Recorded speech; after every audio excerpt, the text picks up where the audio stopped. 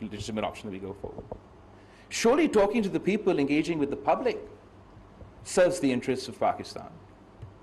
That despite the hyper-nationalist nature of the Indian media, are we going to cede that space to them and them alone? Or do we not believe that no matter what policy or whatever position the government of India may be taking, surely we don't blame the people of India, who we share thousands of years of history with, for every single decision of their government? And surely if we were not, okay, so if we were engaged with government as state functionaries, that has its own benefit. But if we were engaged with the Indian media, with the Indian public, surely we would be better placed to advocate Pakistan's cause, Pakistan's position, to expose the abuses of their government directly to their people. I believe that these are serious topics that think tanks such as yourselves have been thinking about, but it's time for us to seriously get thinking about it. Because we, as Pakistanis, have to understand where we stand at this point in time. We are at a crossroads. It's an extremely difficult crossroads of human history. We faced a once in a 100-year pandemic that, as the ambassador said, is yet to be over. Millions have died, people are still dying, and global health is still at risk. The threat of climate change is real and something that we as Pakistanis at least can no longer deny.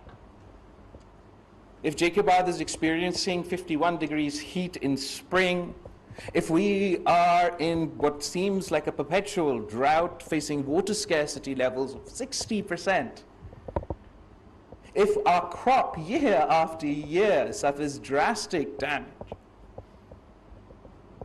if there are fires raging from Balochistan to Khyber Pakhtunkhwa for 10 days on end, surely one of the greatest existential threats to man, climate change, will have an outside impact on a developing country, on a poor country like Pakistan. And then, because geopolitical events have a direct impact on our citizens, so we had an economic difficulties as a result of supply chain issues and the shock of COVID. And now, the war in Ukraine has a direct impact on the lives of average Pakistanis. We used to import a significant amount of our wheat, of our urea, from Ukraine. The international world is now facing sky-high fuel prices, and everyone is feeling the effects of inflation as a direct result of these geopolitical events. And this is a time where everyone is pivoting to economic diplomacy and focusing on engagement everywhere and anywhere they can. And it is unfortunate that human history will record, but it will record this. When we were facing the existential threat of a pandemic and of climate change, the world decided to go to war, but that's what they decided to do. In Europe, there's a war, the tensions and conflicts threatening to spill out all over the place. Our own neighborhood, Afghanistan, I'm going to read your book, but, well, is extremely at a difficult crossroads in their own history. Because of geopolitical events, we've never reached the true potential of our economic potential with our neighbors in Iran. And now we have to race against time. The unity government is inherited in Pakistan, where wherever you look, there's a crisis. Internationally isolated, internationally disengaged for one reason or another. Economically, you've inherited an IMF deal that is stale, that is out of date, that is pre-COVID, that is of the fall of Kabul, that is pre the Ukrainian and Russian crisis, that is pre the global economic recession. But that is what you've got. Then you've inherited such economic decisions that can only be described as a suicide attack on our economy, that not only make things difficult for Pakistan, but obviously make things incredibly difficult for the average Pakistani. You've inherited institutions that have faced challenges throughout our course of our history, but in our view for the last 3 to 4 years, have been playing rather than a constitutional role, a more controversial role, while we're hoping for a transition back towards constitutional role that poses its own challenges.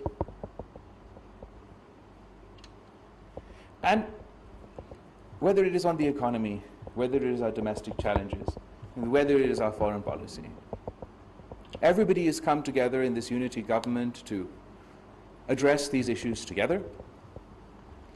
I'm manning our foreign policy and our international challenges. Others are manning their own forts. And we're working together under incredibly difficult circumstances, not only for us and for the world. And it's time for all of us to start thinking of new ways for Pakistan to conduct itself, internally and externally, with the sole objective of not benefiting me or not benefiting any one individual, but benefiting the people of Pakistan over any perceived notion of hyper-nationalism or hyper-patriotism. The most patriotic thing we can do, as I can do, as the Foreign Minister of Pakistan, is to conduct a humble foreign policy based on the reality of challenges that face my country, to be firm in our positions, to be firm in communicating the interests of my people, but to never be arrogant. Because we cannot afford it, our country cannot afford it. So I'm once again extremely grateful for this opportunity to address you today, and I look forward for my ministry working closely with your institute for us to think of ways to together address the challenges that we are facing. Thank you so much.